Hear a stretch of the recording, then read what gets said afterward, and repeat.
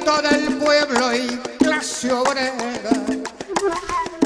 un enemigo del matón, del fascista y el ladrón. Aviva el seso, pana, aplícate, recuerda al 15 de noviembre de 1922. Han pasado 100 años de esa matanza en Guayaquil. Parece que fue ayer, mi hermano, la historia vuelve y se vuelve a repetir. Me matarán en la pelea, me matarán por ser quien soy. Grito del pueblo y clase obrera, un enemigo del matón, del fascista y del ladrón. Yo digo que no hay crimen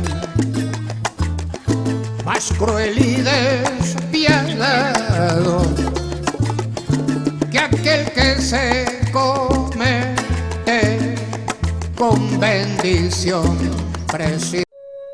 Desde los Andes ecuatorianos, en las mágicas colinas aledañas al río Intac, provincia de Imbabura, nace un café, cultivado con amor por valientes mujeres a las que pertenece la marca Francesca. Cada grano se escoge con cuidado para que cada taza de café sea una experiencia única. Francesca te inspira. Francesca te apasiona. Francesca te enamora. En cada sorbo, descubre lo mejor de ti.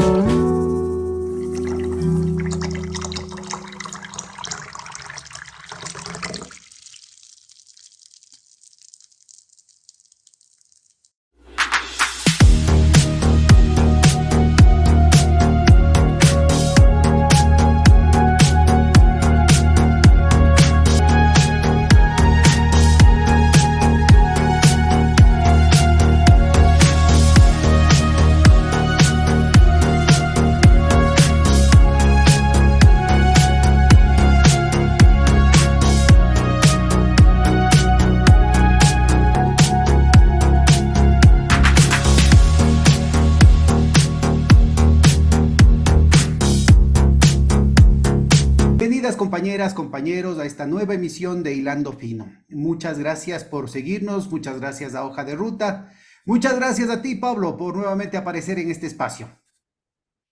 Muchísimas gracias, Pedro, por la gentil invitación a participar en este espacio. Un saludo muy cordial a ti y a través tuyo a todas las personas que nos siguen por este espacio. Tiempos tensos, tiempos turbulentos, tiempos llenos de tensión.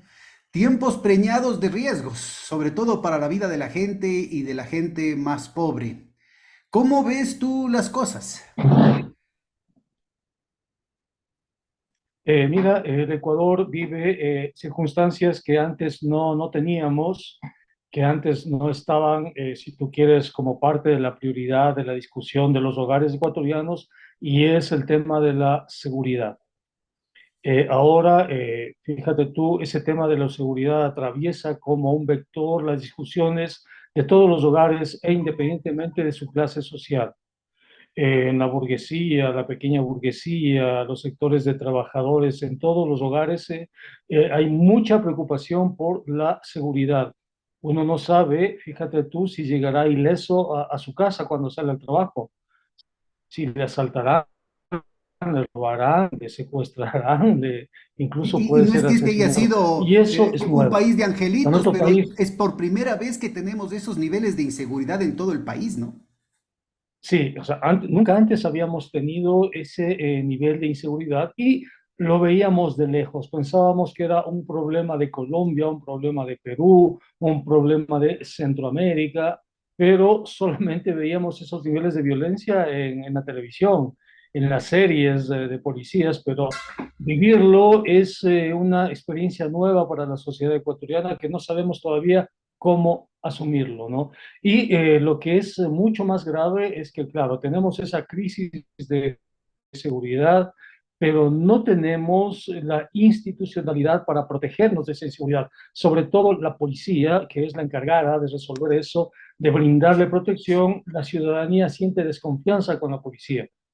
Y Es más, parece ser que ahora las filtraciones van a involucrar a la policía y a las Fuerzas Armadas, imagínate, o sea, aquí es un tema muy grave. Yo creo que hay gente muy honesta dentro de la policía, gente muy honesta dentro de las Fuerzas Armadas, pero lastimosamente están allí presionados, cercados por otro tipo de fuerzas que van trepando, digamos, en su capacidad institucional. Es gravísimo lo que está pasando en el país.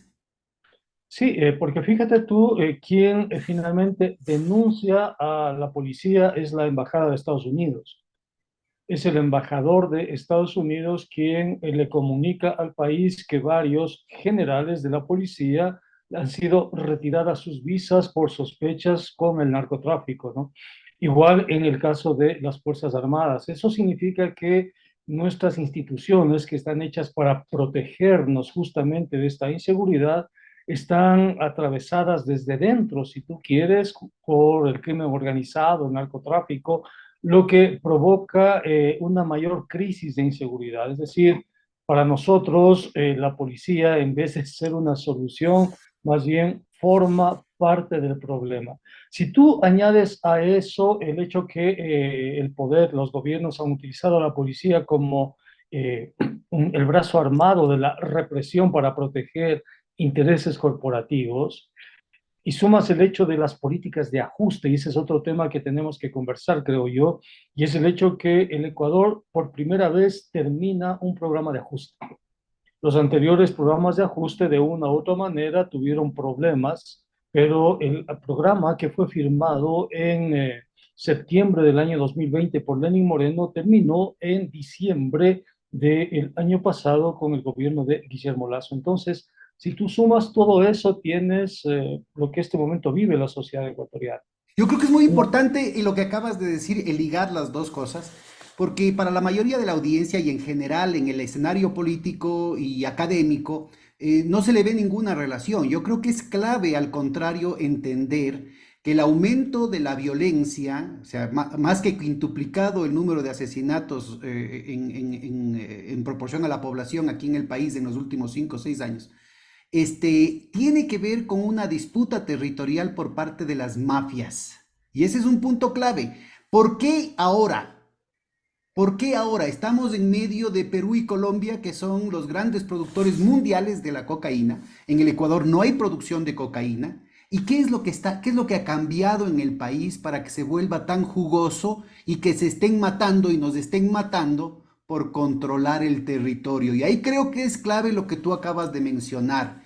Son las políticas neoliberales con la desregulación financiera, con el ajuste a la economía productiva para que el país dependa exclusivamente de lo que ahora llaman los economistas, los que se respetan a sí mismos, pues no, los economistas famosos, los que están en los medios de comunicación, dicen el hub financiero.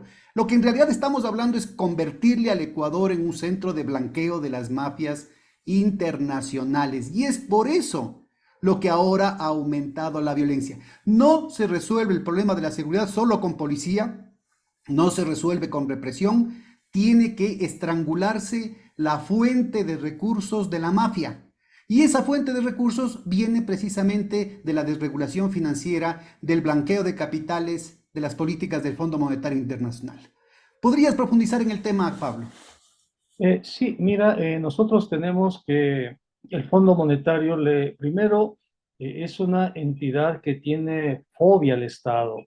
El Fondo Monetario articula una serie de disposiciones de política fiscal, de contabilidad fiscal, en donde siempre exige la reducción del tamaño del Estado. No importa la circunstancia, no importa el momento. Eso se vio, por ejemplo, en el año 2020, cuando el país sufría una de las peores crisis sanitarias y el Fondo Monetario en esas circunstancias le exigía al país que lleve adelante una disminución, sobre todo en salud y en educación. Fíjate tú lo que es que un país sufra una pandemia y que el Fondo Monetario le exija recortar salud, exige recortar inversiones en un contexto tan Disculpa, dramático como la Pablo, pandemia. Y se eso estaba pasó, eso entrecortando no es, la si tú emisión. quieres, no Disculpa, te preocupes. discúlpame, ¿podrías por favor repetir el último minutito? Yo voy a salir de la imagen para que privilegiar tu señal. ¿Podrías repetir el último minutito que se cortó? Es muy importante esto que decías. Empezaste a decir que en plena pandemia el gobierno empezó a Sí. recortar el presupuesto de salud, el presupuesto de seguridad, precisamente a las personas que estaban en primera línea en la lucha contra la pandemia, profesionales de la salud, policías, militares que estaban enfrentando la cosa, pues se vieron totalmente mermados sus recursos para privilegiar el prepago de la deuda externa. Ese punto podrías retomar, por favor. Sí, mira, está en los documentos que el Ecuador firmó con el Fondo Monetario Internacional, están en las evaluaciones que el Fondo Monetario ha realizado durante los últimos 2 años al programa de consolidación fiscal, está justamente esas metas que tienen que ver con la disminución del gasto público, sobre todo en los sectores sociales y particularmente salud y educación. El contexto en el cual se adoptaron esas medidas que implican reducción del tamaño del Estado fueron el año 2020-2021, es decir, en pleno contexto de la pandemia del COVID-19. En ese ambiente, en esas circunstancias, el Fondo Monetario no le importó la pandemia, exigió al país que lleve adelante el programa de consolidación fiscal. Y es lo que hizo Lenín Moreno. Por eso la pandemia fue tan grave en el Ecuador. Recuerda que el Ecuador se convirtió en una especie de epítome a nivel mundial de lo que significó la desatención pública al extremo que los ciudadanos tenían que poner los cadáveres en las calles o incinerarlos en las calles porque no había Estado. No había Estado que ayude a resolver la pandemia. Y hoy pasa exactamente lo mismo. No hay Estado. No hay Estado que defienda a los ciudadanos ante la violencia del crimen organizado. Entonces, el Fondo Monetario desarticula el Estado, ¿no? El Fondo Monetario tiene horror al Estado. Los neoliberales quieren un Estado mínimo. El problema es que cuando se produce un Estado mínimo, se desborda, si tú quieres, la violencia por todos los lados y los ciudadanos nos quedamos en indefensión.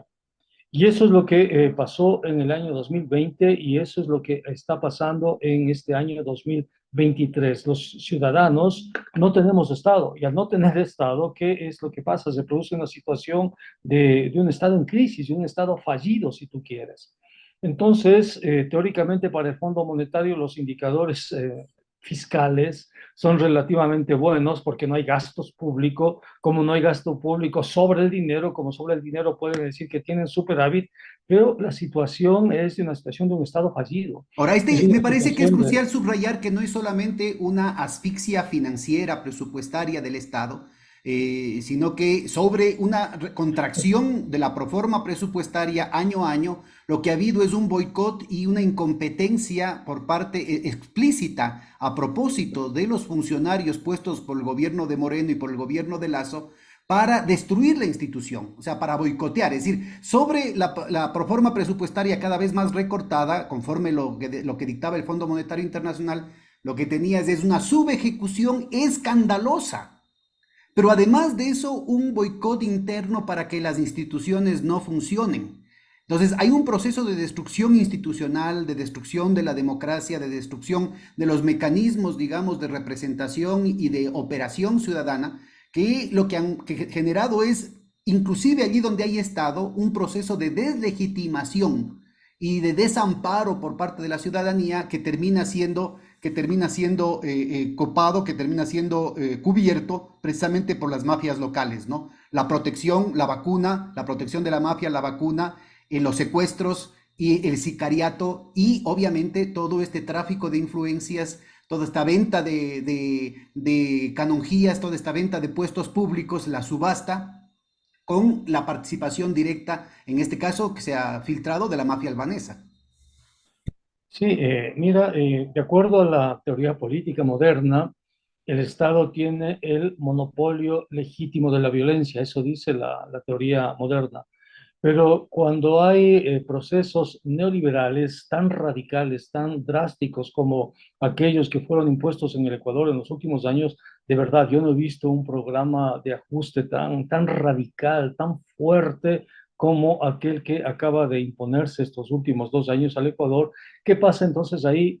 Ahí esos programas neoliberales rompen la estructura normativa del Estado, le dejan a la sociedad sin Estado. Cuando eso pasa, el Estado es, si tú quieres, la fuente de la norma, la fuente de la ley, la fuente del nomos. Nomos es el nombre de la ley.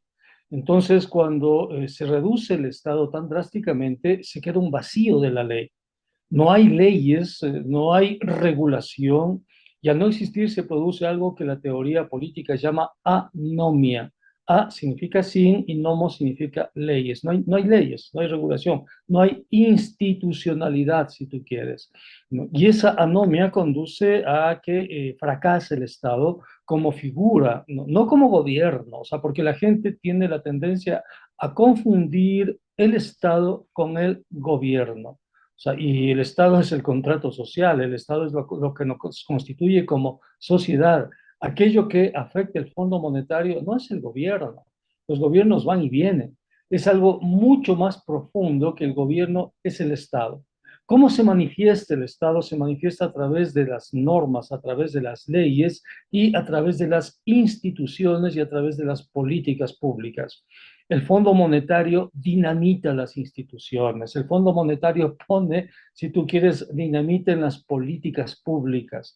Y eso hace que los ciudadanos, cuando regresamos a ver, ¿no? Sobre todo en contextos de vulnerabilidad, no tenemos Estado. O en todo caso, tenemos un Estado que está en contra de los ciudadanos. Ahora, se ve Fíjate lo que claramente acaba de que pasar. aquí son más papistas que el Papa, ¿no? No es mérito exclusivo del Fondo Monetario el nivel de desastre y de boicot a las instituciones dentro del país, sino que tenemos un grupo de fanáticos de algunas fundaciones, como por ejemplo esta Ecuador Libre, de esta ideología de extremismo que ellos llaman libertario o libertariano, que lo que plantean es que todo lo público es pecado, porque además muchos de ellos son del Opus Dei, cosa que es todo un contrasentido que incluye al propio presidente Lazo. El problema es que hay una acción deliberada con saña para boicotearle al Estado, ¿no? Entonces, hay el caso clarísimo, por ejemplo, de los policías, ¿no? Que no tenían la plata para los chalecos antibalas. Entonces, esa era una parte del problema.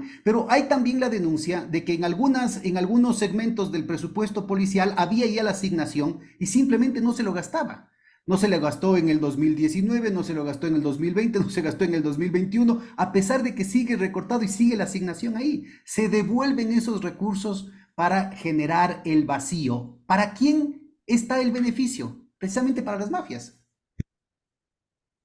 Sí, pero mira, nadie, creo yo, en el Ecuador o en todo caso la inmensa mayoría de los ecuatorianos van a disputarle a Lazo el hecho que es muy ineficiente.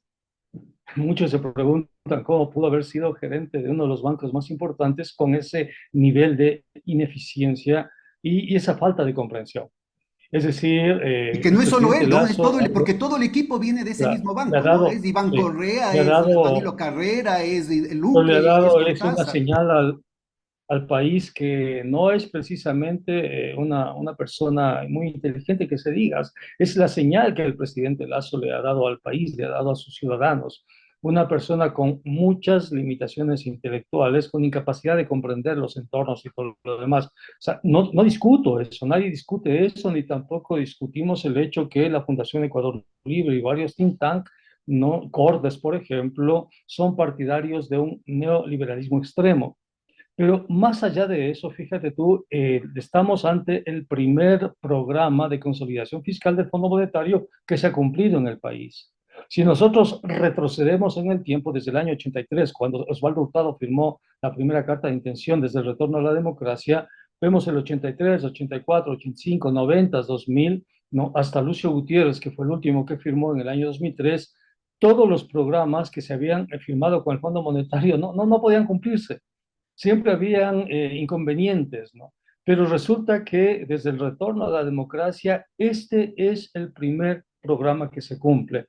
Y es curioso porque se cumple teniendo menor capital político, si tú quieres, por parte de tanto de Lenín Moreno cuanto de Guillermo Lasso.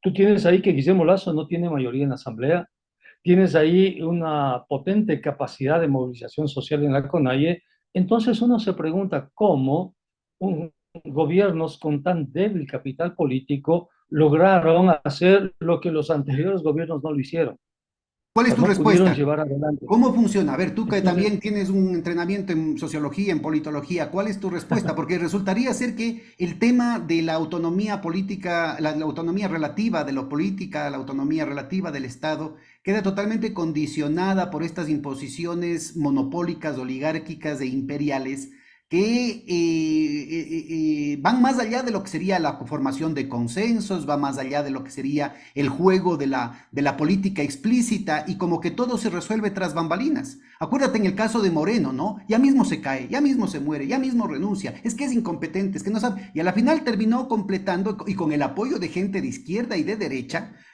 de izquierda y de derecha, es muy importante ubicar eso, ¿no es cierto? Terminó cumpliendo con la agenda neoliberal más extremista que ha habido, no solamente en la historia del país, sino más extremista que la de Pinochet y la de Videla. exactamente. Entonces, eso extraña porque fíjate, hay al menos cuatro momentos jurídicos que son claves para que este programa del Fondo Monetario se cumpla.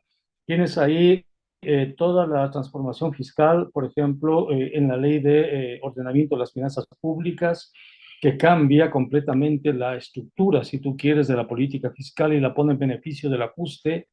Tienes la flexibilización laboral que se la hizo en la ley de apoyo humanitario, que cambia la correlación de fuerzas entre el capital y el trabajo. Tienes toda la política monetaria, cómo se privatiza, por ejemplo, la emisión de deuda, ¿no? Cuando se le niega al Banco Central el hecho de comprar deuda pública y además se crea algo que es inconstitucional, que es la independencia del Banco Central en la ley de la defensa de la dolarización. Tienes ahí cómo se permite lo que justamente hablábamos, la desregulación financiera y el hecho que capitales provenientes del narco, del crimen organizado, lleguen al país, blanqueen el dinero, ¿no? En la ley esta de desarrollo económico. Son cuatro leyes que llevan adelante, cada una es una especie de vuelta de tuerca del modelo neoliberal más radical que se ha impuesto en el país en los últimos 30 años, ¿no? ¿Y qué tienes ahí? Lenín Moreno lo pudo hacer gracias al apoyo, creo yo, de los asambleístas de Alianza País, que Lenín Moreno pudo cooptarlos. Hay un grupo de Alianza País que se salió de ese partido, pero hay otro grupo importante que lo aprobaron. Por ejemplo, el presidente de la Asamblea, César Litardo, provenía de las filas de Alianza País y fue el que procesó esas reformas. ¿Qué pasó? ¿Qué pasó en el año 2020? ¿Qué es lo que permitió que Lenín Moreno procese tres leyes potentes 2020-2021? La ley de ordenamiento de las finanzas públicas, la ley de apoyo humanitario y la ley de defensa de la dolarización. La pandemia del COVID. Es decir, la pandemia del COVID y los de salud pública impidieron que la sociedad pueda reaccionar, si tú quieres, a este programa de ajuste.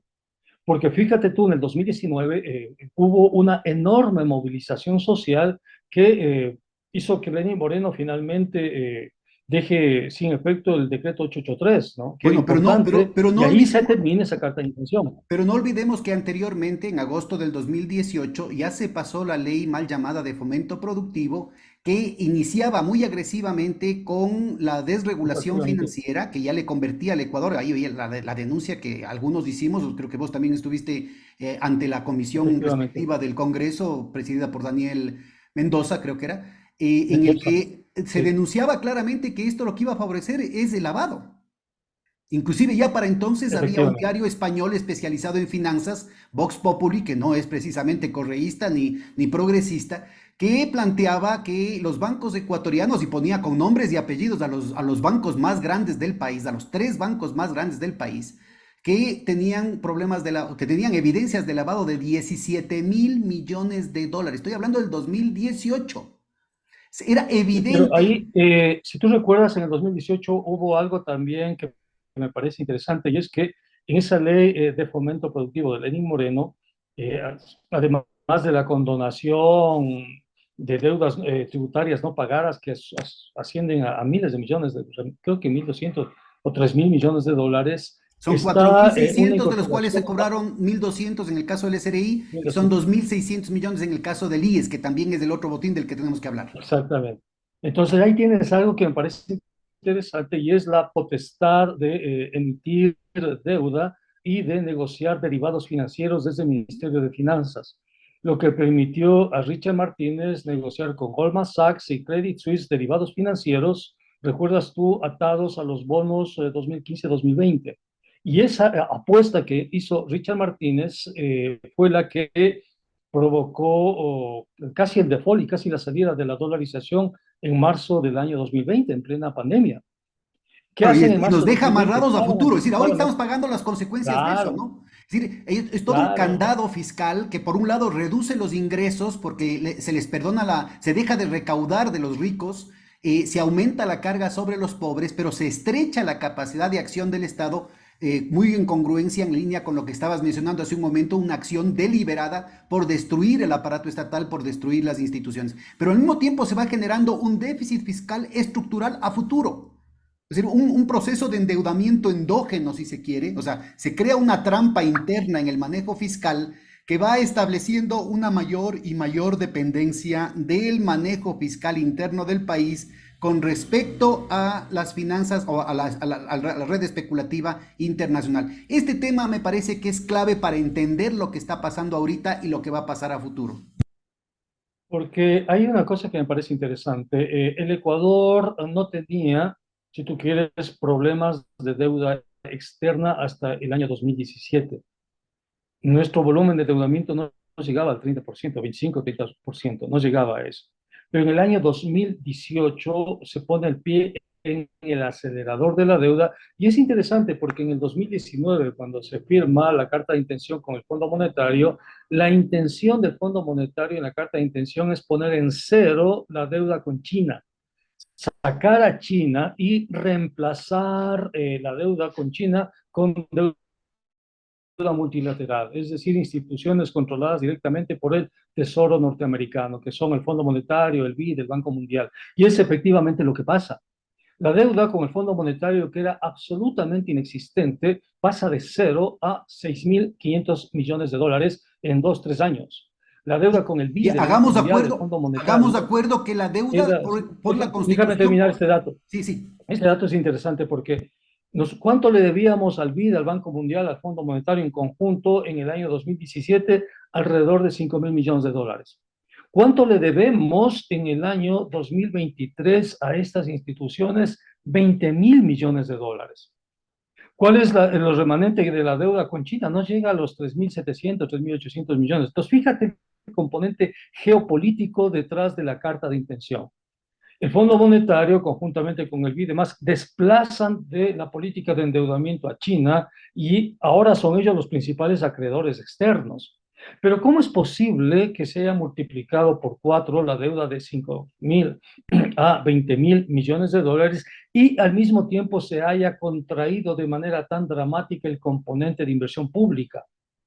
Cuando nosotros sabemos que, de acuerdo a la Constitución y la ley, la deuda está asociada a la inversión, a la capacidad de inversión que tiene Ese el era país. justo el punto que había que plantear. Es decir, de acuerdo a la Constitución y la ley, solo puedes endeudarte para hacer obra Exactamente, pública. ¿Dónde están las exactamente. obras?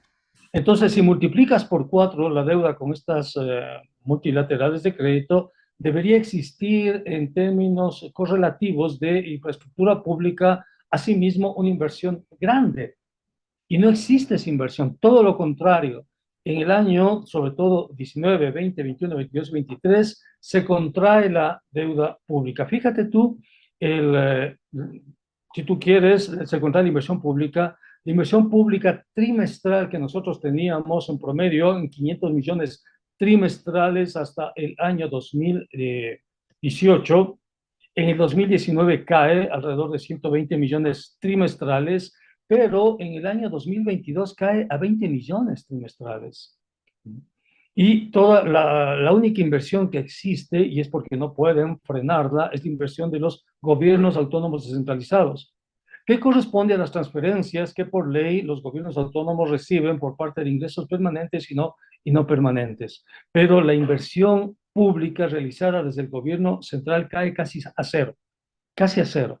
Entonces, ¿cómo explicas ese fenómeno de un incremento del endeudamiento y al mismo tiempo una disminución de la inversión pública, el cumplimiento a rajatabla de los parámetros, de todo lo que el Fondo Monetario había establecido en la Carta de Intención y en las diferentes evaluaciones y seguimientos que hizo esa Carta de Intención estos 3 años?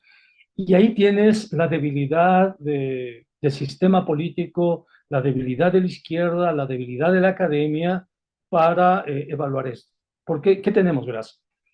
Tenemos que se cumple el primer programa del Fondo Monetario Internacional, pero cuando nosotros regresamos a ver si hay evaluaciones, si hay seguimientos, resulta que no existe nada de eso, nada de eso. Por decirte algo, la Comisión de Régimen Económico de la Asamblea Nacional es presidida por alguien que se denomina Pachacuti Conaye, que es Mireya Pazmiño.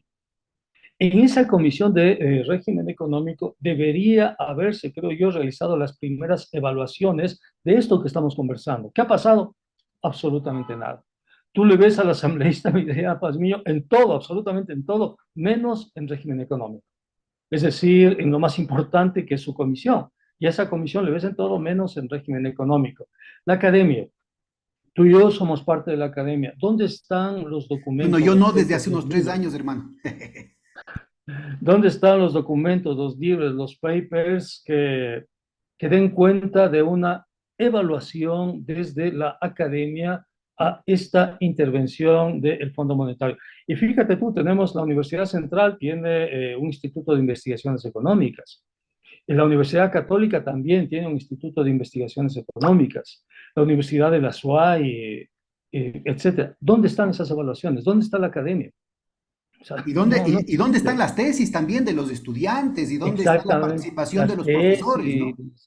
etcétera, ¿no? Entonces, fíjate tú, nos recibimos una especie de mazazo en la cabeza, estamos, creo yo, semi desmayados y no entendemos lo que nos pasó. Pero bueno, retornemos al tema crucial de lo que estábamos conversando, que es la vinculación entre las políticas neoliberales y este proyecto de convertir al Ecuador en un centro de blanqueo internacional, ya en los rediles del eje geopolítico y financiero angloamericano, y la inseguridad, el narcotráfico. Entonces tú estabas retratando muy bien, ¿no es cierto?, este proceso deliberado de destrucción de las instituciones a través de la asfixia presupuestaria, pero yo te diría, yo te insistiría en el hecho de que hay un esfuerzo adicional al presupuestario para hacer quedar mal al Estado y poder garantizar con eso una ulterior penetración de las mafias, una ulterior proceso de desmantelamiento institucional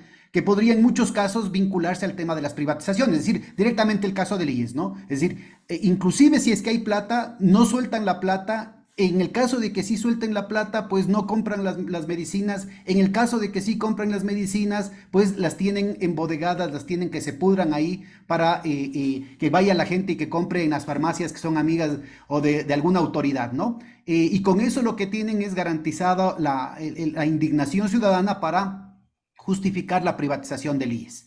Y lo mismo pasa con, no sé, hasta con los pasaportes, pues.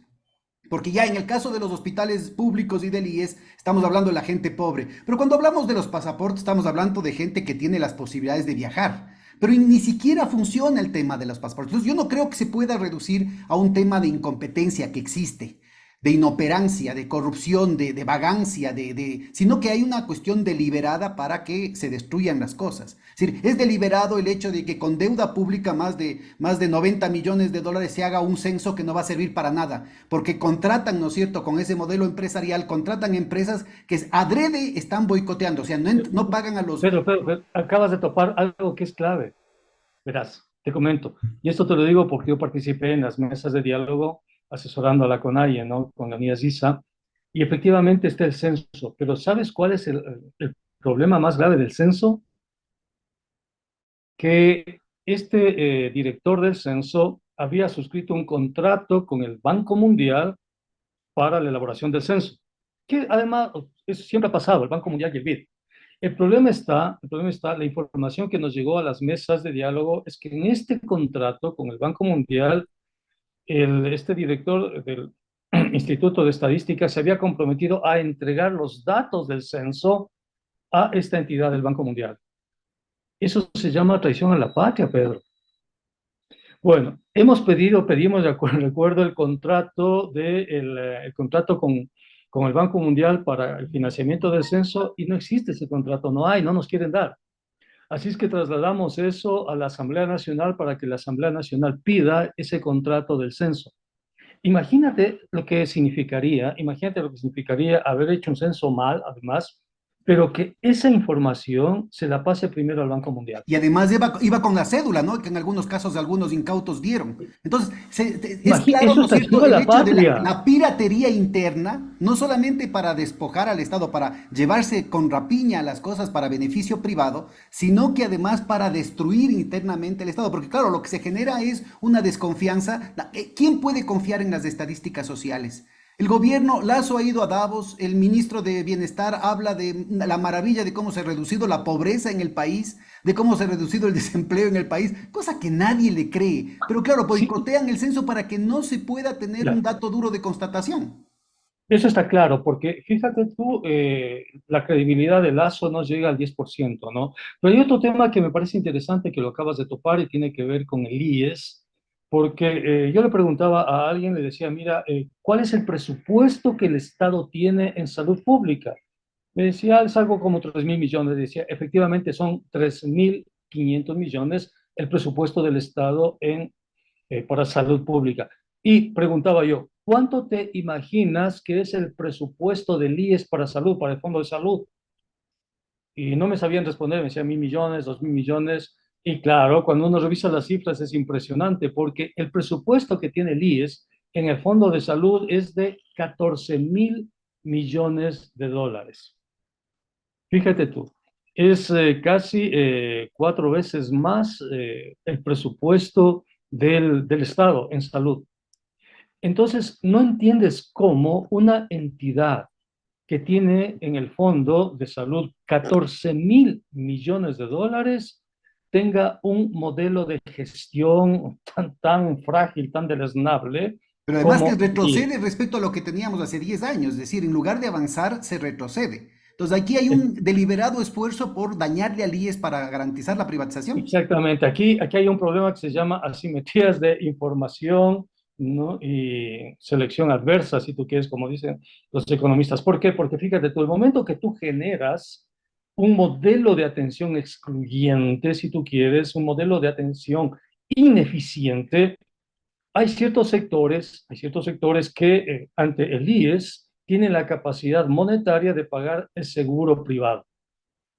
Entonces se trasladan al seguro privado. Y los activos de los seguros privados, fíjate tú, han crecido más o menos alrededor de 6.000 millones de dólares. Son casi el doble de lo que es el presupuesto en salud. Pero aquí hay algo más interesante y es que la industria del aseguramiento privado en salud está por fuera de la regulación del Ministerio de Salud Pública. Quien regula a la industria del aseguramiento privado en salud no es el Ministerio de Salud, no es el Código Nacional de Salud. Quien regula es la Junta de Política y Regulación Financiera. Entonces uno se pregunta, ¿qué sabe la Junta de Política y Regulación Financiera de aseguramiento privado en salud? ¿No? Pero eso es lo que existe y ese es un modelo de negocios. Para que este modelo de negocios funcione, ¿qué se necesita? Se necesita que la principal competencia, que es el IES, presente un modelo deficiente. Entonces ahí tienes una política deliberada de generar ineficiencias para provocar trasvases desde un sector hacia otro sector. Crear los problemas para vender las soluciones, ¿no? Y lo mismo, exactamente el mismo patrón puedes encontrar en el tema de la educación. Ya viene inclusive con el tema punitivo de la cuestión de los trimestres, de eliminar los exámenes de gracia y toda esa situación.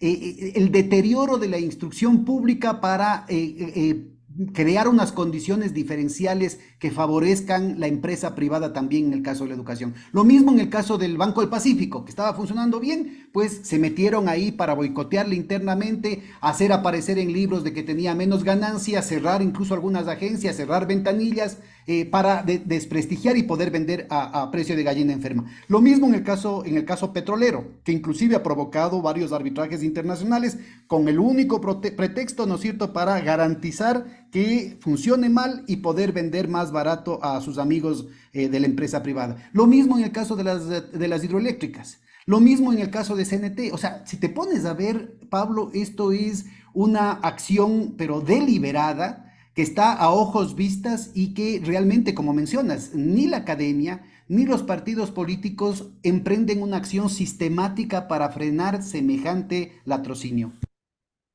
Sí, nosotros estaríamos ante la presencia de un caso de estudio que son los modelos de ineficiencia programada. Así como hay la obsolescencia programada, acá tenemos estos modelos de ineficiencia programada. ¿Qué son estos modelos de ineficiencia programada? Son la utilización de los marcos institucionales que dependen de la política pública para generar problemas de asimetrías de información, para generarle problemas de costos de transacción, para generarle problemas de selecciones adversas a la sociedad, ¿no? Entonces, ante las diferentes empresas públicas y los diferentes sectores públicos, cuando la derecha entra a manejarlos, antes de privatizarlos, tiene que desmantelarlos y los desmantela a través de poner en reversa, si tú quieres, todo lo que se hace en la empresa privada. Es decir, en vez de incrementar la eficiencia de la empresa, lo que hacen es generar los costos de transacción a través de corrupciones, a través de un montón de mecanismos para que sean ineficientes, y esa ineficiencia además provoca una especie de rechazo, provoca una especie de separación de la sociedad con respecto a esto, porque dice, me cobran impuestos, me cobran tarifas y el servicio es absolutamente mal. Y al mismo tiempo se crean marcos institucionales para que florezca la competencia a estos sectores, ¿no? La industria del aseguramiento privado en salud es un ejemplo. De esta forma hay un trasvase, si tú quieres, hasta que se debilita tanto el sector público que pueden proceder ya a la privatización. El problema que tienen aquí es que no pueden privatizarlo de forma constitucional. Pueden concesionar, etcétera, pero la privatización tiene límites, ¿no? Pero sobre esos límites operan estos modelos de ineficiencia programada, que son todo, absolutamente todo lo contrario de lo que establece el libro de texto, ¿no? De que la empresa tiene que ser eficiente, etcétera, ¿no? Ahora, Pero eso mira, es lo que esta pasa. línea explicativa me parece que es muy clara, muy provechosa además, porque podemos aplicarla también en el sector financiero y precisamente en el vector que ha convertido al Ecuador súbitamente en el jugoso pastel de disputa entre las mafias del narcotráfico, que es la desregulación financiera. Insistamos, el Alto Comisionado de Naciones Unidas tiene un informe anual suscrito por el FBI, por la CIA, por el equivalente a la KGB, por la Interpol, por todos los servicios de inteligencia mundiales, en el que claramente en el Ecuador no hay un problema ni de producción agrícola, ni de producción o de procesamiento industrial. Aquí es del trasiego, o sea, todo el tema logístico de infraestructura. Ha sido evidente el aumento que el gobierno dice es que han aumentado las capturas. No, pues es al revés. Las capturas han aumentado porque se ha multiplicado, pero de manera escandaloso, el tráfico interno. ¿Cómo entran? Si Efectivamente. aquí no se produce, ¿cómo entran a las fronteras ecuatorianas estos cargamentos tan brutales que llegan a los puertos europeos? Justamente vinculados a esto la mafia albanesa y de la andrangheta que opera desde Italia. Ahí tienes un problema fundamental, ¿no es cierto? Un tema fundamental que habría que ponerse a ver de esta ineficiencia programada. Concentrémonos primero en esto y después hablemos del lavado de dinero.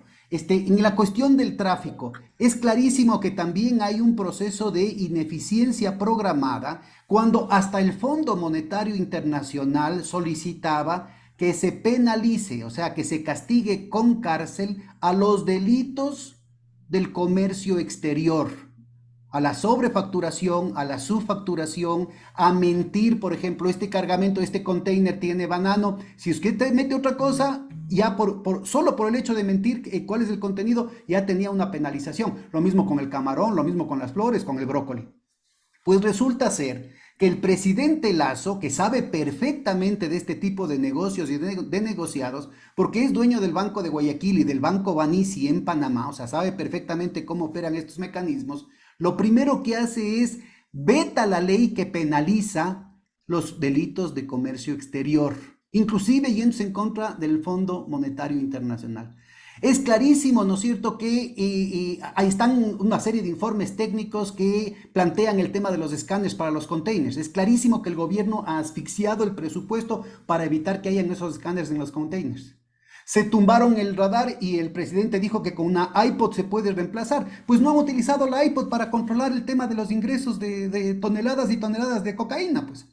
Entonces yo creo que es muy importante ubicar este concepto de la ineficiencia programada. Porque es claro que esto no te beneficia a vos, no me beneficia a mí, no le beneficia al empresario honesto, no le beneficia al banquero honesto, no le beneficia al policía honesto, no le beneficia al militar honesto, no le beneficia al ama de casa, no le beneficia al trabajador, no le beneficia al campesino, no le beneficia al estudiante. A los que beneficia son a la mafia. Entonces ahí queda claro el concepto que vos decías, ¿no? De traición a la patria. ¿Cómo así se hace explícitamente un esfuerzo de ineficiencia programada para proteger, para blindar este tipo de negocios ilícitos? Porque utilizan el diseño institucional, utilizan la ley, utilizan la capacidad que tienen, si tú quieres, de diseñar estas políticas públicas y de manejar el presupuesto del Estado para generar este modelo de ineficiencia programada, es decir, desarticulan de una manera consciente, intencional, las capacidades que tienen el Estado. ¿Cómo funcionarían estos modelos de ineficiencia programada? Primero, cuando alteran lo que la teoría económica llama los costos de transacción. Hay costos de transacción visibles y hay costos de transacción invisibles. El costo de transacción invisible es el tiempo.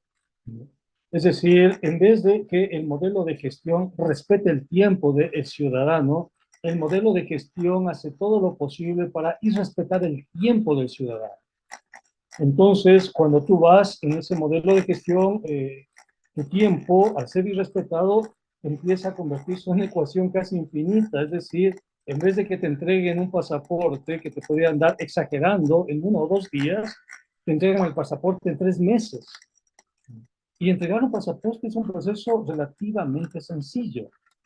No es un proceso que requiera, si tú quieres, una capacidad institucional enorme, porque está construida esa capacidad institucional. Tienes, si tú quieres, absolutamente todos los estas dificultades que estás etcétera. mencionando tú, que estás relatando con detalle, ¿no es cierto?, permiten que, por ejemplo, en el ejemplo del pasaporte, hayan funcionarios en esas áreas del registro civil, de la Cancillería, que puedan vender la solución, ¿no? Y con orientación.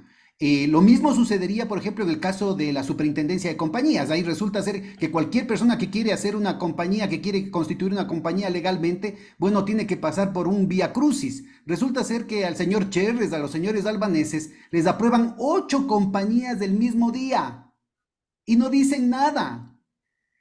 ¿Cómo es posible que la superintendencia de compañías, que la superintendencia de bancos no esté sobre la pista de temas que pueden inclusive, desde las estadísticas, desde una página Excel, ¿no es cierto?, señalar, emitir, digamos, señales de alerta respecto a que algo está pasando mal en ese tema? Más aún si es que esto está vinculado a, como han salido en las filtraciones, a que los funcionarios, por ejemplo, de la superintendencia de compañías que pueden estar a cargo de esas autorizaciones son parte del tráfico de influencias del señor Danilo Carrera, del señor Cherres.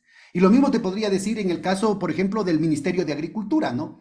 Las aprobaciones de los permisos para cultivar marihuana, por ejemplo, que resulta que están conectados con el tema este de las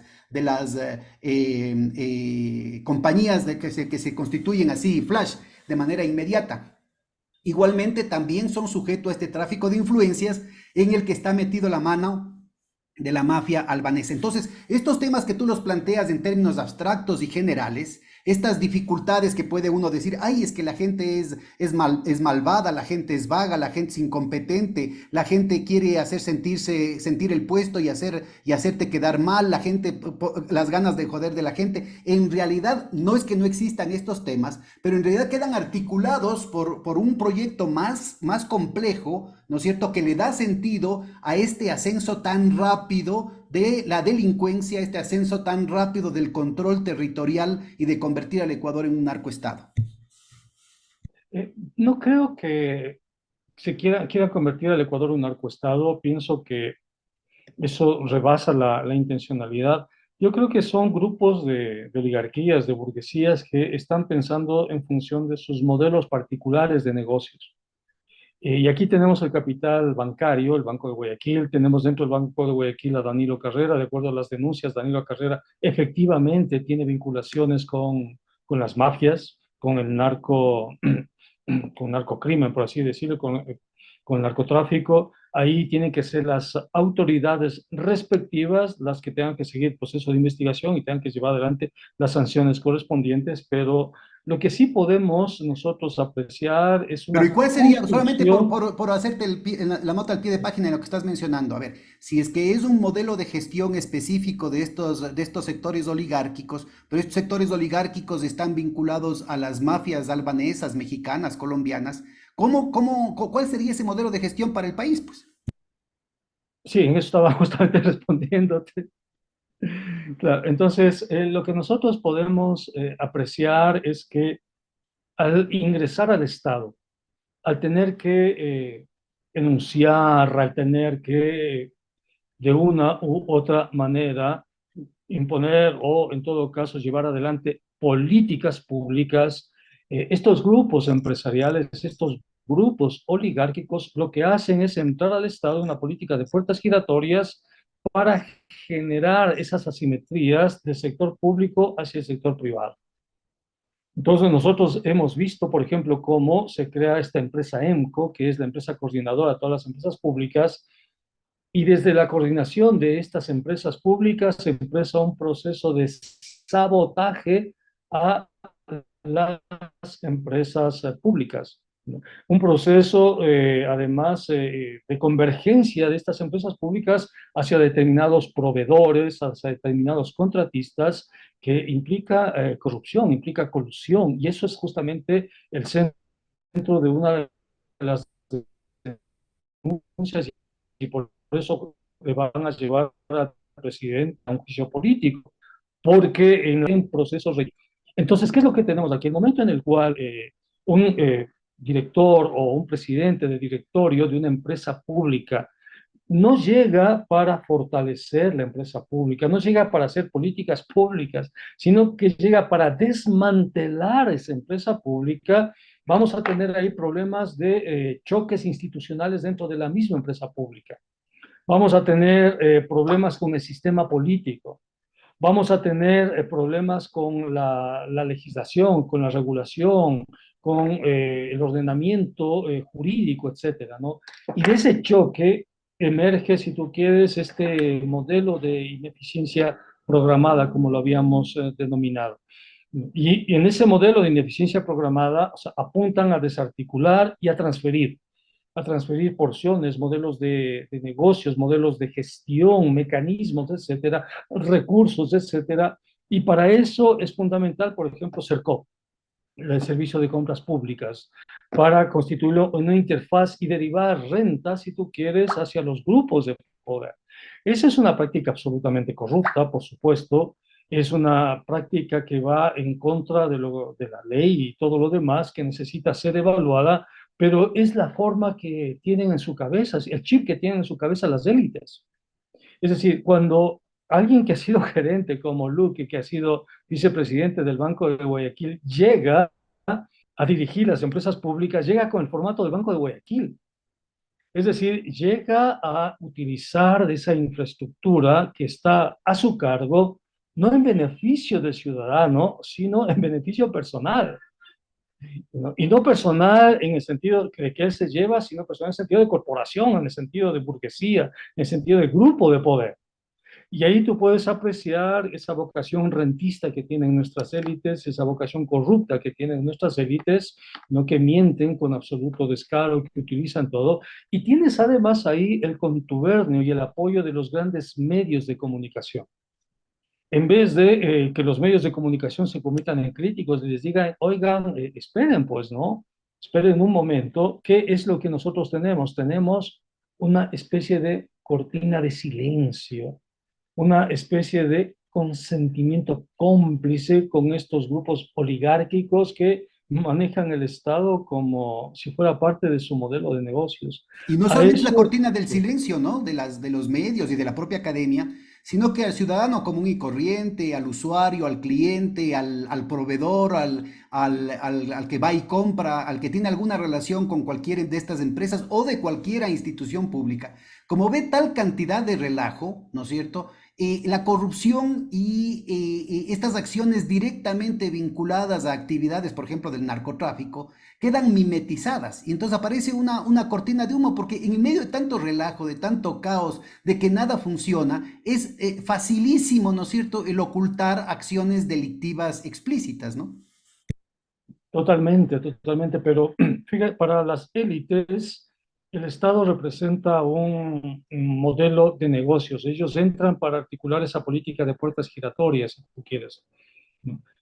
¿Cómo te explicas tú el hecho, por ejemplo, que ya no exista la información de empresas que le deben al SRI en la base de datos de los grandes grupos económicos del SRI? O sea, sacaron esa información. O sea, ¿por qué la sacaron? O sea, y además, ¿por qué nadie cuestiona eso? O sea, nadie de la asamblea, ¿por qué hemos cuestionado Y sedes de cuestionar? de las universidades, de la academia. ¿Cómo así se permite, si de acuerdo a la Ley Orgánica de Transparencia y Acceso a la Información Exactamente. Pública, la OTAIP, que por cierto no fue planteada por Correa, sino fue del 2001, todo ciudadano puede tener acceso a la información y el funcionario que no dé la información tiene que ser cancelado inmediatamente? Efectivamente. Entonces, nada de esto se está cumpliendo y hay definiciones muy claras de reserva que están establecidas por la Constitución y la ley, básicamente vinculadas a la defensa nacional. Así es que no es que viene Moreno, viene Lazo y dice, ah, no, es que la privatización del Banco del Pacífico, como me conviene a mí y a mis amiguetes, va a ser reservada y vamos a tener en secreto por 15 años. Eso no puede ser reservado. Entonces, me parece que ese punto que tú estás mencionando contribuye, ¿no es cierto?, a la penetración y al ascenso, tanto en términos políticos como sociales como logísticos, precisamente del narcotráfico y el entronizamiento de la inseguridad en el país. Sí, porque fíjate tú, cuando la teoría política establece que el Estado tiene el monopolio de la violencia legítima, si nosotros disminuimos, si nosotros reducimos al Estado, también vamos a reducir ese monopolio de la violencia legítima. Justamente por eso, cuando el Estado no tiene capacidad de imponer el nomos, la regulación, no tiene esa capacidad de controlar la violencia, emergen estos grupos no por la periferia del Estado. Y a medida que el Estado se debilita más y más, el tamaño, la fuerza, el margen de maniobra de estos grupos que emergen en la periferia del Estado se hace cada vez más grande, cada vez más grande. Y a medida que se hace más grande, obviamente ponen en riesgo al ciudadano. Entonces, ¿qué hacen? Cobran vacunas, le dicen, mire, págame tanto, si no te matamos nomás. Entonces es una extorsión, ¿no? Y el ciudadano paga y cuando regresa a ver no encuentra absolutamente nadie que le proteja y tiene que pagar, porque si no, efectivamente, el ciudadano es asesinado o es secuestrado. Con el Eso agravante sí, de que todo esto va en paralelo con esta política de ajuste del Fondo Monetario es Internacional que es que ha eso, es que es aumentado eso, el es que no es desempleo. paralelo, o sea, no es paralelo, no es paralelo, no, para nada. Es la política de ajuste la que reduce el Estado. Exactamente, pero además, adicionalmente a Y eso, al te digo, reducir el el efecto Estado se paralelo de genera esta ese cuestión margen tiene que ver alrededor. con la recesión, la falta, o sea, la destrucción de empleos, la falta de dinamismo en la economía, tanto en empleos asalariados como en el fortalecimiento o en el aparecimiento de nuevos emprendimientos, con lo cual no se deja otra alternativa para la juventud, para la gente que tiene que ganarse el pan, que vincularse de una u otra manera a estas mafias y a estos mecanismos de violencia en No, el territorio, en la comunidad. no están así, no creo que se vinculen, porque eso sería terrible que decirles a que estamos diciendo a los pobres ya mafiosos. No, no, no están así. Yo creo que en realidad lo que está pasando es que los sectores más pobres y estos sectores de clase media están huyendo. O sea, no, no es que se vinculan a las mafias, o sea, no para nada, ¿no? Se huyen, huyen. Y eso se demuestra en los Es claro, el indicadores muchacho de... de Pero adolescente. eso está en, eso forma parte de esos grupos de lumpen proletariado y demás que siempre ha habido, ¿no? Obviamente que se necesita política social y todo, pero los pobres, realmente los pobres, lo que hacen en este contexto de falta de empleo y de inseguridad es huir.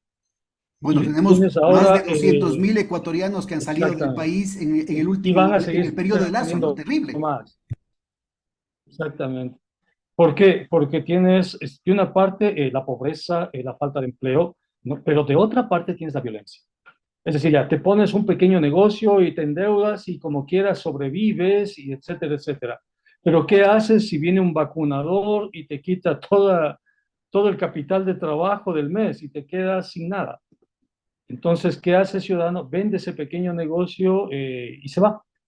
Se va porque no tiene otra opción. Entonces, no es que se integra a las mafias, ni mucho menos, No, no no, es no, así. no es un tema masivo, No. pero queda ese es un tema que queda como una de las alternativas. Y peor aún si estás poniendo todo tipo de cortapisas, por ejemplo, en el tema de la educación, ¿no? Hay una deserción estudiantil enorme en los últimos años y peor aún a nivel universitario. Entonces, la falta de alternativas, en términos de alternativas de vida a la gente, la entronización de la violencia como pan de todos los días en el barrio, en la comunidad, en el recinto, está marcando un cambio fundamental para el que la sociedad ecuatoriana no tiene anticuerpos. Ese es un tema gravísimo. En el caso de Colombia, de México, tú tienes un proceso de 50 años. Aquí esto se está dando en olla de presión en 5 años, ¿no? Sí, pero ahí tenemos que generar lo que tú denominas los anticuerpos. Esta siempre ha sido una sociedad pacífica, nunca han habido aquí guerrillas, los procesos de limpieza social que llevaron adelante las dictaduras o los gobiernos como el de Colombia, aquí nunca se ha dado, siempre ha sido mínimo con relación a esos países, aunque claro que hubo fascismo, represión, no, por supuesto que sí, pero ahora yo creo que la sociedad ecuatoriana cada vez está más consciente que el fondo del problema es político y que amerita respuestas políticas. La ciudadanía poco a poco entiende ahora que se equivocó al votar por Lazo. O sea, eso es definitivo, si tú quieres. Si ahora volvemos a llamar a elecciones, y de hecho ya pasó, la ciudadanía no va a votar por Lazo, no va a votar por las oligarquías, ¿no? Va a votar por alguien de derecha, pero que tenga un discurso social, un compromiso social, pero ya no va a votar masivamente por la derecha como hacía antes. Bueno, pero Entonces, yo también creo está que surgiendo a nivel del espectro político algo que no había antes, que es una derecha dura, racista, que al menos aquí en el Ecuador desde el no, levantamiento siempre de hubo una derecha dura 1990. racista, No, amigo.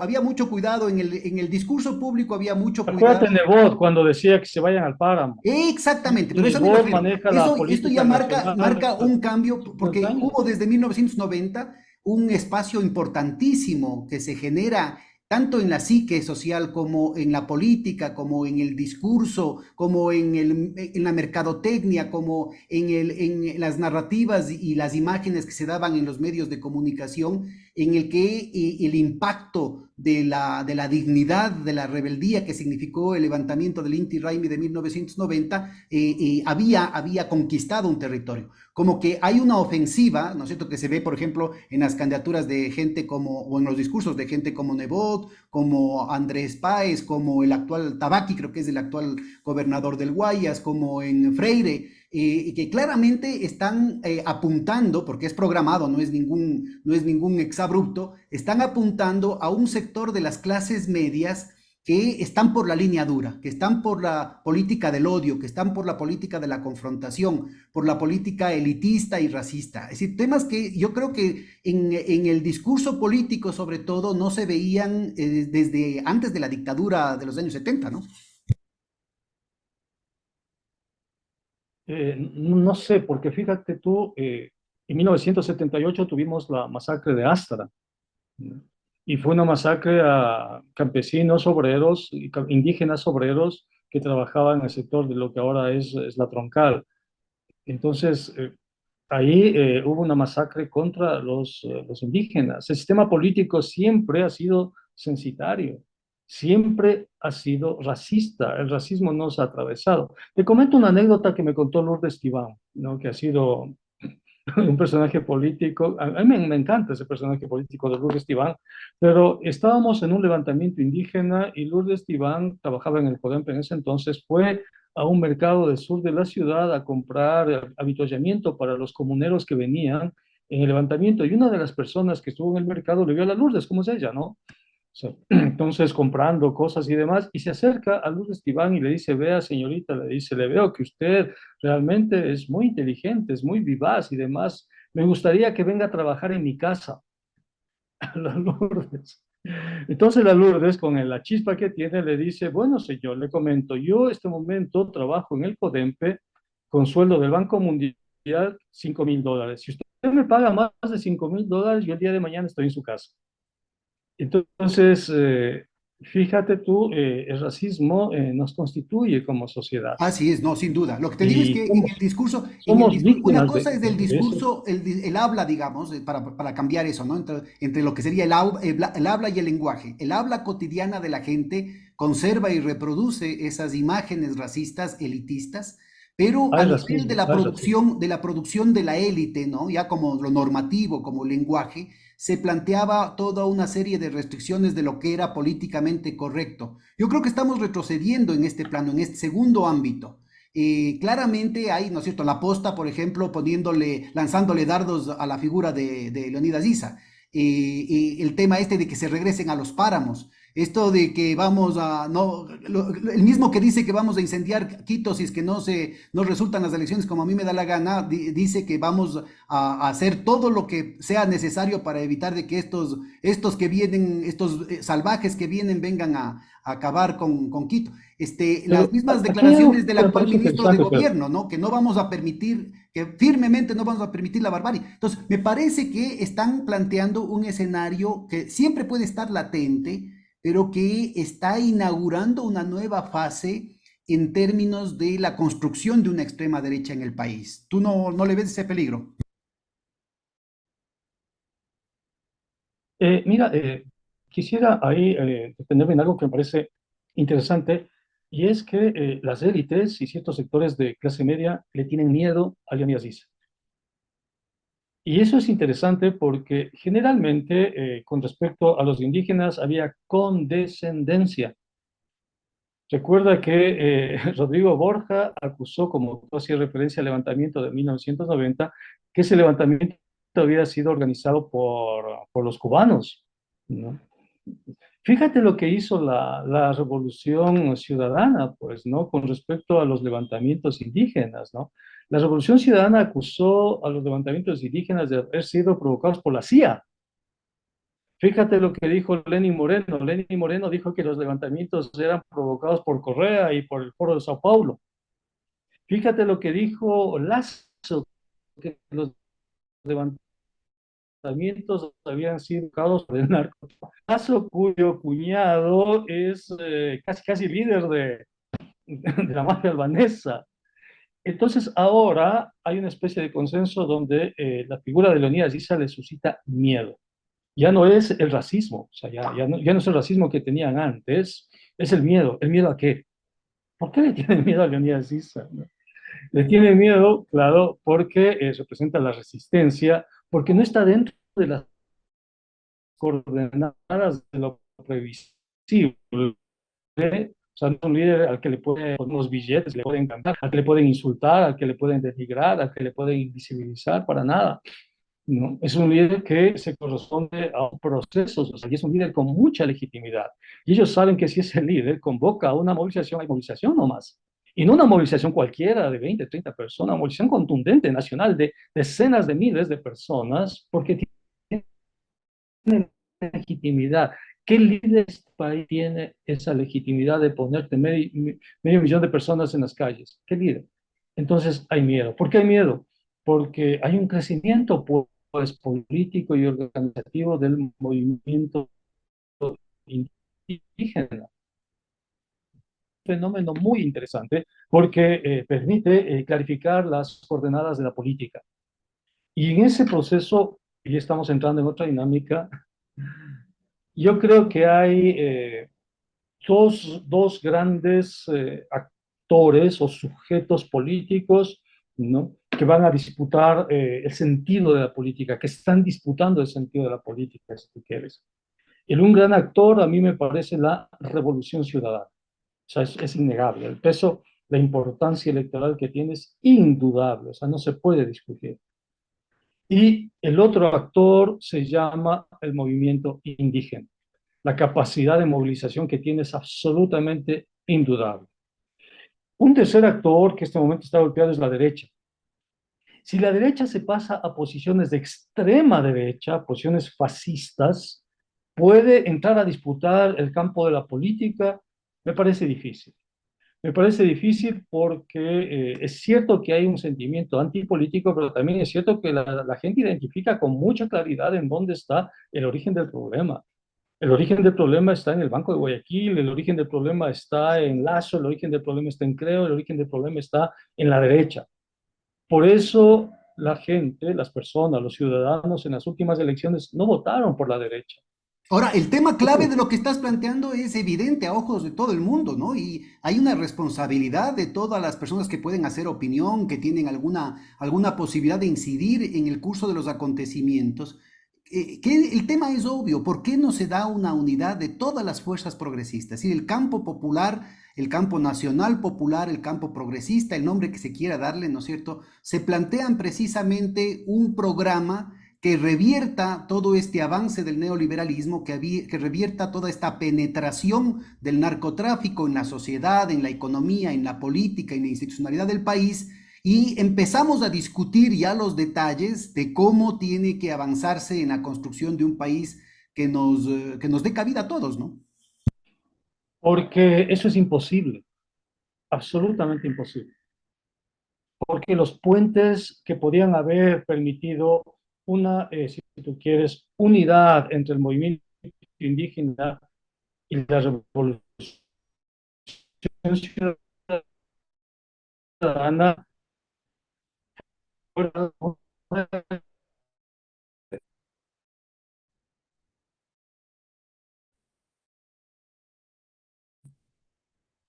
y nunca más será presentada en el tiempo. Por ejemplo, hemos pasado el 8 de marzo, hubo un enorme movimiento, apuntan a una reivindicación que es la soberanía sobre su cuerpo. Eso significa disputar al Estado patriarcal. Dime, ¿ese movimiento de mujeres a sentirse cómoda bajo el paraguas de la Revolución Ciudadana? Me parece obvia. El movimiento de mujeres no se siente cómoda bajo el paraguas de la Revolución Ciudadana porque considera, y con justa razón además, que los líderes de este proceso son misóginos, patriarcales y machistas. Y no lo dicen de memoria, lo dicen con un aval de declaraciones específicas al respecto. Por ejemplo, el principal líder de la revolución, el aborto es uno de los temas fundamentales, es uno de los ejes fundamentales del movimiento de mujeres. Entonces, ¿cómo quieres tú que la revolución ciudadana cobije al movimiento de mujeres si el principal líder de la revolución ciudadana está en contra del aborto? Entonces, eso es imposible, no se va a dar. ¿En dónde se sienten cómodas el movimiento de mujeres con el movimiento indígena? ¿No? Entonces, ahí creo yo, porque eso se ha dado, porque yo he visto, por ejemplo, en las movilizaciones de octubre de 2019 y en las movilizaciones de junio de 2022 participaron movimientos de mujeres conjuntamente con el movimiento indígena. Te pongo otro ejemplo, los ecologistas, ¿no? Los yasunidos, por ejemplo. ¿Crees tú que los ecologistas van a estar cómodos bajo el paraguas de la revolución ciudadana? Y la respuesta va de por sí. Los ecologistas no se van a sentir cómodos, ¿no? con la revolución ciudadana en absoluto. ¿Por qué? Porque la revolución ciudadana es un proceso extractivo, apostó por el extractivismo, generó mucho conflicto social por el extractivismo. Entonces, yo le veo muy difícil que esos sectores vayan con la Revolución Ciudadana. Por eso te digo, los puentes están rotos. Los puentes entre la Revolución Ciudadana y el movimiento indígena se rompieron en el año 2009, ¿no? Cuando se llevó adelante la ley de minería. Desde ahí hasta la presente fecha, fíjate tú, son ya 12 años, 13 años, no, es imposible. Es imposible que vuelvan a rearticularse esos puentes. Por eso le veo. Entonces, ¿tú no crees que es posible un gran frente amplio que haga contrapeso a esta circunstancia tan grave, al avance y parece indetenible porque es exponencial, cada vez es más el número de muertos? El 2020 hubo más muertos que en el 2019, el 21 más muertos que en el 2020, 22 más muertos que en el 2021 y lo que va del 2023 está planteando lastimosamente un aumento de la violencia en más del 50%.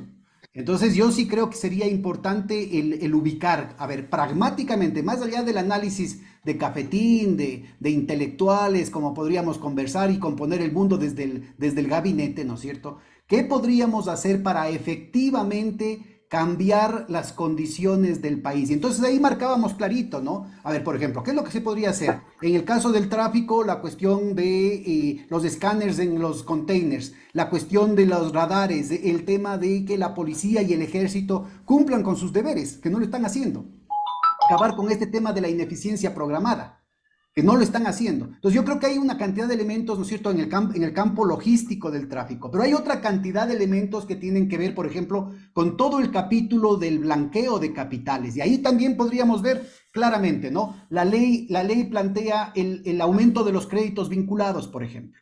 Entonces, ¿cómo es posible que, por ejemplo, el Banco de Guayaquil, con los ahorros de los depositantes, pueda prestarle al señor Danilo Carrera, que tiene estas vinculaciones con el señor Cherres, y pueden tener a estas 6 empresas o a esas 8 empresas, pueden tener créditos de cientos de millones de dólares? Pero también es más grave porque esto podría terminar planteándose, ¿no es cierto?, con una venta de la cartera al BIES.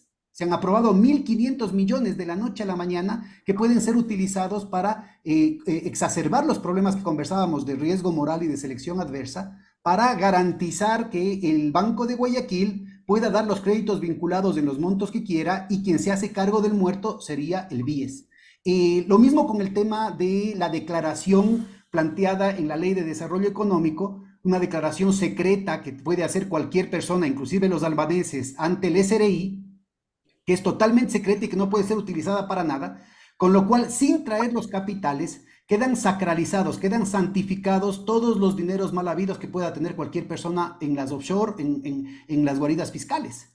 ¿Qué podría hacerse con todo lo que hemos conversado, con la desregulación financiera que viene desde la época de la ley de fomento productivo, ¿no es cierto?, que permite que justamente se puedan hacer estas transacciones con la banca offshore, como la banca Banisi, como el Banco Balboa en Panamá, como lo de Andorra del señor Luque, ¿no? Entonces, me parece que más allá de este tema de que un corrupto me corruptió siendo más corrupto que yo, que no lleva, digamos, a mayor cosa y que plantea el espectáculo de la política en términos circenses, deberían plantearse acciones concretas que ni siquiera debería esperarse el juicio político. El propio Lazo podría poner un pare a todas estas cosas. Podría revertir el tema de estas confesiones inconfesables ante el SRI, que no pueden ser utilizados en ningún juicio. Podría parar la posibilidad de que quiebre el BIES y que quiebre el IES. Podría parar la posibilidad de que los bancos entren en una dinámica de zafarrancho. Ya también Vilma Salgado ha venido planteando de que la cancha está lista para que haya un nuevo feriado bancario, un nuevo proceso de latrocinio de los recursos públicos por la estructura de incentivos que se ha dado. Entonces me parece que no es solamente el problema de las filtraciones, no es solamente el problema de la corrupción, sino que está involucrado todo un manejo de política económica, todo un arreglo institucional vinculado a lo que tú mencionabas del Fondo Monetario Internacional y de las políticas neoliberales que favorecen el rápido desarrollo de la influencia de las mafias en la política, en la economía, en la sociedad y en la institucionalidad. ¿Cómo paramos eso, Pablo? Nosotros ya lo hemos hecho. Recuerda que el punto 10 del levantamiento indígena de junio del año pasado fue políticas de seguridad. Entonces, y en las mesas de diálogo se llevaron adelante las políticas de seguridad, es decir, nosotros ya lo hemos hecho desde el movimiento social. Ahora la Asamblea también tiene que responder porque son políticas públicas. Hay un Estado que no genera esas políticas públicas. Desde el movimiento social se han impuesto, se han logrado, si tú quieres al menos tener consenso en esos 10 puntos. El punto 10º tenía que ver con seguridad ciudadana. Bien, querido Pedro, tengo que dejarte, tengo otra actividad en este momento con Telesur. Así es que te agradezco muchísimo por la gentil invitación a esta entrevista. No te escucho nada. Está sin audio. Muchísimas gracias, Pablo. Quedan una Muchísimas cantidad de gracias. pendientes que necesitamos seguir Perfecto. discutiendo. Es indispensable que haya un debate, es indispensable crear la correlación de fuerzas que permita salvar al país. Este no es un problema de gobiernistas, antigobiernistas, izquierdas, derechas, católicos, protestantes, correístas, anticorreístas. Este es un problema de cómo salvamos al país. Es evidente que estamos yendo por una resbaladera que adquiere cada vez Muchas velocidades más grandes. gracias y hasta una próxima oportunidad conmigo. Muchas gracias. ¿Buscas una plataforma para estar informado? ¿Ya te cansaste de los mismos de siempre, de las noticias sesgadas, de los medios tradicionales, de aquellos que mienten? Pues espera, te presento a Hoja de Ruta. Somos una propuesta de comunicación diferente, más comunitaria, más veraz. ¿Quieres conocernos? Quédate aquí. Te prometemos información de calidad. Contenido disruptivo. Alianzas internacionales. Comunicación comunitaria. Investigación profunda. Y lo más importante, tú serás parte de nuestra comunidad. Somos Hoja de Ruta Comunicación.